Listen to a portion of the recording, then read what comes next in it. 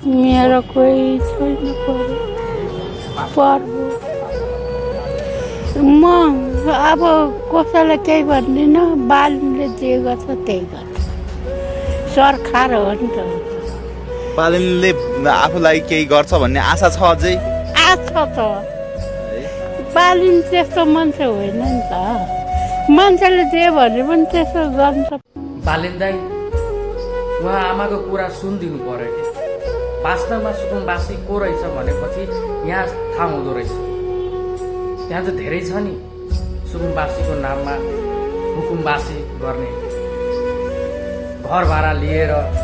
म सुकुम्बासी हो भनेर घर बटारा बनाएर भाडामा लाउने त्यस्ता हुकुमबासीहरू धेरै छ तर सुकुम्बासी वास्तवमा को हुन्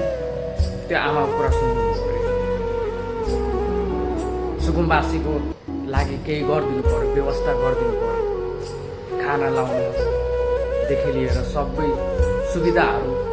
घर टाराहरू बनाइदिनु पर्यो हस्त बालनलाई आमाको आँसु खेर नजाओस्